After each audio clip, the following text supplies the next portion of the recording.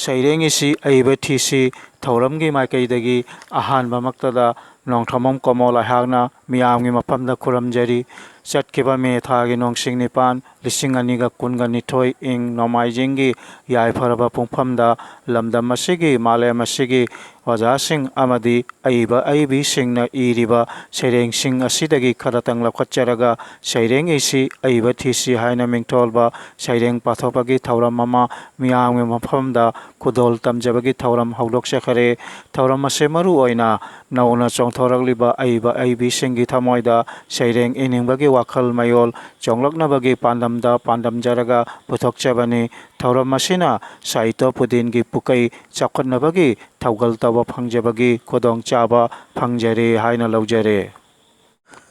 ngasi ingkomja lisinganiga kunnithoi October thagi nongsing mapan nomaijing nomitki yaifaraba pungpham asida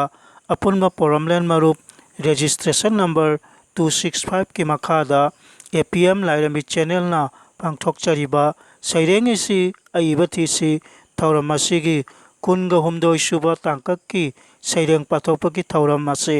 miyamgi maphamda khudol tamjari saireng isi aiba thisi thauram asigi kunga humdoi suba tangkakki saireng pathopaki thauram asida laukhatchare saireng mangakha saireng isi aiba thisi thauram asigi kunga humdoi suba tangkakki saireng pathopaki thauram asida ahanbagi saireng oina laukhatchare Saito Bhusan Oja Nongthamam Indra Kumargi saireng Phajabi Assam Ima haina mingtholaba saireng ase ingkomja chatramapanga marphu mathoi gi October thagi nongsing kunnipanda ahanba oina amasung ingkomja lisinganiga kun October thagi nongsing kunnipanda anisuba oina Nongthamam Library kam Museum and Publication na phongkraba aiba masamaki marei saireng larikta phongdokhraba saireng amani saireng asibu pathok piribi Nongthamam ningol imom hal Phajabi Assam Ima Hada Assam Imao Nungsi Jarabi Palemo Yelhongaidagi ningthibi Apan Sagon Athoibi Fajaidako Phajai Imao Nangum Malemda Leitedo Yengkhiba Maigeida Mitpham Hongba Yadedo Ima Nangi Maphajadi Yengli Makhei Penba Naidedo Yenguraga Pukning Nungoli Thamoi asi sumhatli Mahausa Lairembigi Tungnaphamni Phajabagi Mabema Oibini Laina Semba Leibakni Lairei Pakni Buhaijage Chingsang Napom Anigi Mayaida Chenthari Brahmaputrana Chingsang Chingdol Thaktagi Chentharakli Turel Borakna Nilachal Sandhyachal Kamaikhyaching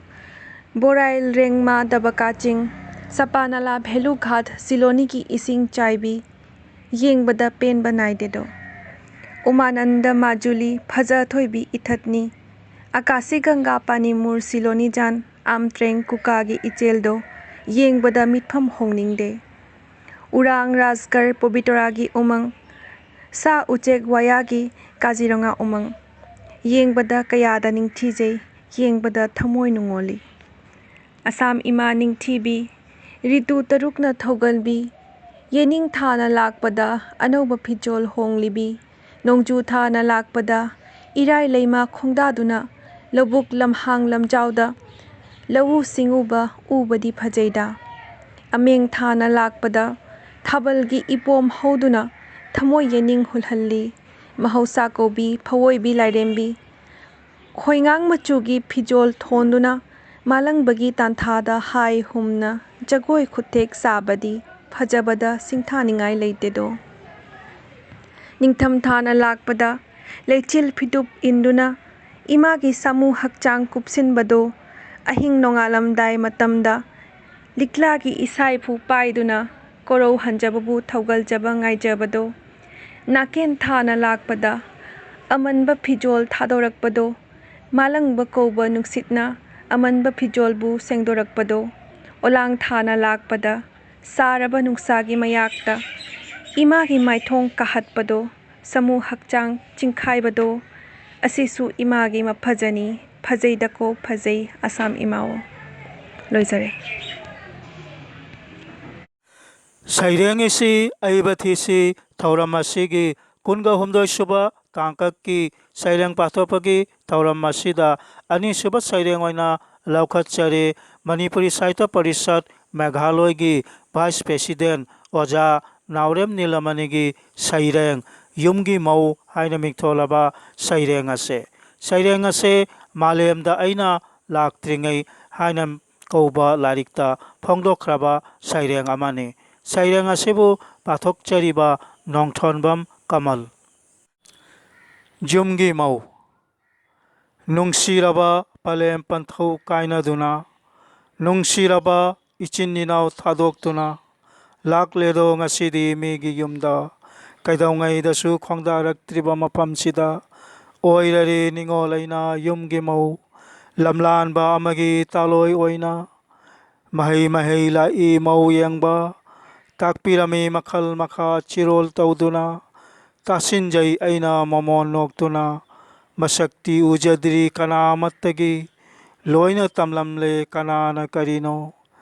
kamningba makhai tamjasano hainingba makhai haijasano mafam matam punamakta yumgi phanabata honajagani takpirai palem panthauna nangdi lairik hairabani madugi mamal thamgadabani hainaba tajai miyamna imung amabu wangna thangatpasu imung amabu pumkai kahanbasu mau amagi mathakta lei wasak charami aina palem panthauda nasagi punsina hingli makai kana amattagi phattanaba taujaroi honna jagani thawai hakchang yauna nungsi chanana panba yum ama nunga yaifaba yum ama mina kalaknaba yum oinaba saranaba wakhan khanduna kana amataki mangnaba hotnajaroi matam leiba khibikta punamakki phanabata hotnajage loijare saireng isi aibathisi thaurammasigi kunga humdoi suba tangkaki saireng pathopagi thaurammasida ahum suba saireng oina laukhatchari Oja Khangembam Khambatongi saireng malemgi lekol haina mingtholaba saireng ase mitelon kanba loop Assamna ingkumja chatramapanga mafutra mangada phongdokhiba tabu larikta phongkraba saireng amani saireng asebu pathokchariba nongthonbam kamal malemgi lekol asum tauna laijada sali thambal tharo thariktra momo noli ipak yaida pomsat nabi kayana haina humna ipomlakta tathak jagoi sari laijada korogi mangalna arangba tampha thenbagum sumatna phajari miyengda magi matau mawong yengurabasu torbanda satli gulab jati juti maloti nokphet tauri sangbanaba manarakta pomsat nabi singna su gun ngangduna pairi lahi chupa khoimo singna midyengi phajaba kayada kalai kayada mihawi khalli kabina heksira thambal heksira gulab angakpani mahusagi khutsem sumatpani mapugi mayai kabina hairi he paribasing sabi sanawo hekke khallabadi thambal kiruganu laija ising hekke ninglabadi gulab singnaganu leikhokki tingkang akiba singnaba thadokpatana thelami mingsetki phiral thauna phaba akanba singna laurammi ningtamba bharot thado u kiba singnaba he u thambal he u gulab thadoklabadi akiba singnaba soidana pangthokani nathaudangdo nganduna leigani malemda mingsetki mutraba thangmai loijare saireng isi aibathisi thaurammasigi kunga humdoi suba tangkaki saireng pathopagi thaurammasida mari suba saireng oina laukhatchare Oja Ngathem Prembabugi saireng khambi maisaglibi imagi thamoi haina mingtholaba saireng ase Oja Ngathem Prem Babu Saito gi lamda analysis oina khangnariba ojani Kumrakata High School gi retired headmaster ni Manipuri Saito Parishad Nagaon District Committee gi secretary oirammi hauji hojai gi Singari Bostida yum lingduna leiri ojagi saireng ase Patriotic Writer Forum Imphal na phongkhiba Lipul kauba khomjinba saireng larikta phongdokraba saireng amane saireng asibu pathok piribi nongthomam ningol imomhal Khambi meichaklibi imagi thamoi Khambi meichaklibi imagi thamoi ni arapadagi uri ngarang chakpa Maikei pumnamak pungan ngali pandamoi khanbani meichak adu matha nungdagi setna khainakhraba nongsa mapigi mitluda horiba meichak aduga Karigisu pandam ningoi harau mamon thagon nungda sanajariba Mama tabu ningchariba machasingbu nongma numit khudingi lotna thupna leiba thamoida chikpa kharana matong kheidi manthoklaga leptana langsinli saru machet imagi hanglaba thamoi nungduda hunjilli maichak leptana hena amuk chakhalli imagi thamoigi khambi maichaktu nongsaren pokpagi imani leite lakte khanganu leiri hojiksu khumang khot nongsa lising imagi khambi maikannanaba saphong lakkani nachasing haina ngangnaba leitana amatta oiba lichingda loisare saireng isi aibathi si thauram asigi kungo humdoi suba tangkaki saireng pathokpagi thauram asida manga suba saireng oina laukat cheri ima kaithel lairembi lupki president oja khetrimayum rajbabu gi saireng COVID-19 haina mingtholaba saireng ase apunma permanent marupna nongsing kuntramat hoi thasat nipan lising aniga kun ingda phongkraba COVID-19 kauba larikta phongdokraba saireng amane saireng asibu pathok piribi nongthomam ningol imomhal COVID-19 He Chinagi Despu Koliba Ipudhau Pakhangba Chinagi Yuhan Kauba Maphamdagi Sindorakpa Laina Corona Virus Kauba Tamthiraba Sina Malemgi Des Kayada Silakle Mathang Silakpada